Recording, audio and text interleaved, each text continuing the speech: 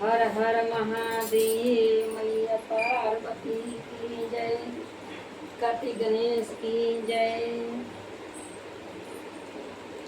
एगो बाबा के सावन में गीत पर बहुत सुंदर, बहुत अच्छा सुने में लोग, बहुत अच्छा बाटे। कि हई ना देखो हो बाबा के, देखो कितना सुंदर आसन लागल बा। शिष्य बहने कहतारी कि हई ना देखो हो आसन कैसन कैसन लागल बा। हई ना देखो हो आसन कैसन कैसन लागल बा। हई ना देखो हो आसन फूलवे के लागल बा।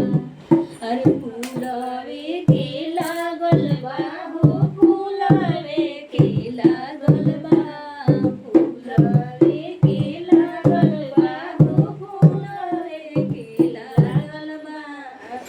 अरे होई ना देखो हो आसन फूलवे के लागल बा।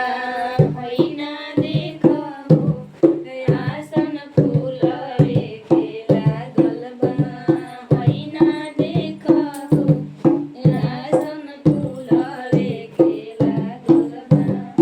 फूलवे के लागल बा हो, फूलवे के लागल बा। खाली हई ना देखो हो आसन लाल पियर लागल बा। हई ना देखो हो आसन लाल पियर लागल बा। अरे हई ना देखो हो ई तो गौरा के साजना के। हई ना देखो हो ई तो गौरा के साजना के। हई ना देखो हो ई गौरा के साजना के हो, गौरा के साजना के। हई ना देखो हो भंगिया का ताना जे चढ़ल बा। हई ना देखो हो भंगिया का ताना जे चढ़ल बा। हई ना देखो हो भंगिया का ताना जे चढ़ल बा। अरे फूलऊ जे चढ़ल बा हो, भंगियो जे चढ़ल बा।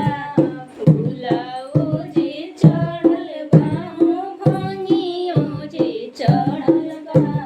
हई ना देखो हो अरे हई ना देखो हो भंगिया का ताना जे चढ़ल बा।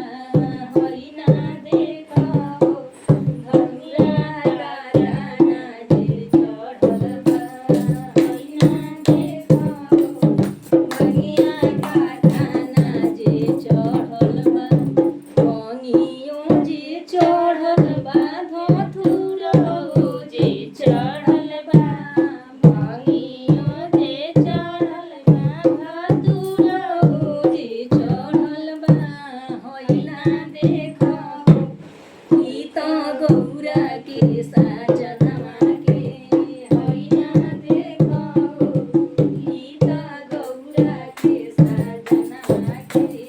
हई ना देखो हो ई तो गौरा के साजनवा के।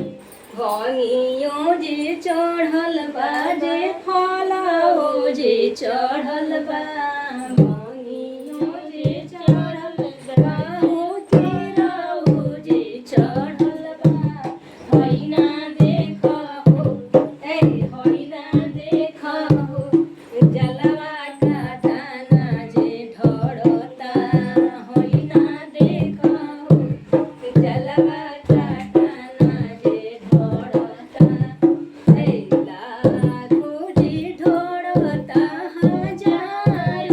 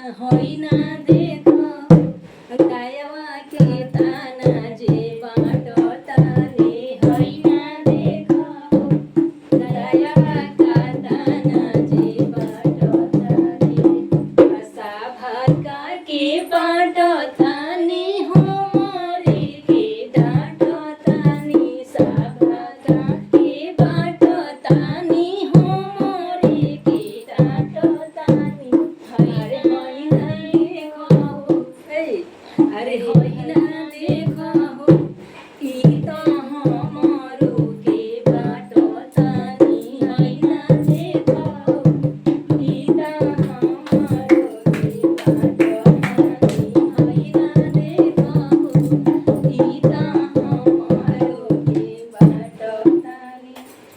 हर हर महादेव।